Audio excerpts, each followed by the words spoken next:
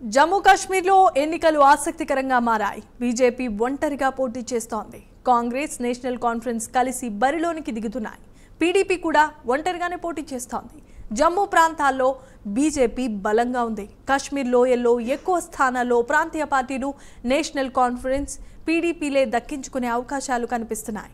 ఈ రెండు పార్టీలు ఇండియా కూటమిలో భాగస్వాములుగా ఉన్న లోక్సభ ఎన్నికల మాదిరిగానే విడివిడిగానే పోటీ చేస్తున్నాయి.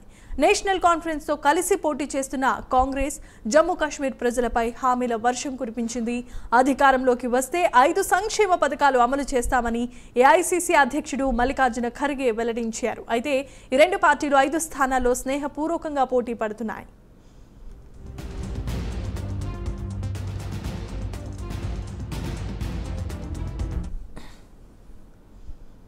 2019లో ఆర్టికల్ 370 రద్దవడంతో రాష్ట్ర హోదా కోల్పోయి కేంద్రపాలిత ప్రాంతంగా మారింది జమ్మూ కాశ్మీర్. అప్పటి నుంచి అసెంబ్లీ ఎన్నికలు జరగడం ఇదే తొలిసారి. చివరిసారిగా జమ్మూ కాశ్మీర్లో 2014లో ఎన్నికలు జరిగాయి. అప్పుడు మొత్తం 87 సీట్లు ఉండగా బీజేపీ 25 స్థానాలను కైవసం చేసుకుంది. పీడీపీతో పొత్తు పెట్టుకుని ప్రభుత్వాన్ని ఏర్పాటు చేసింది. నియోజకవర్గాల పునర్విభజనతో ఇప్పుడు జమ్మూ కాశ్మీర్లో సీట్లు పెరిగాయి.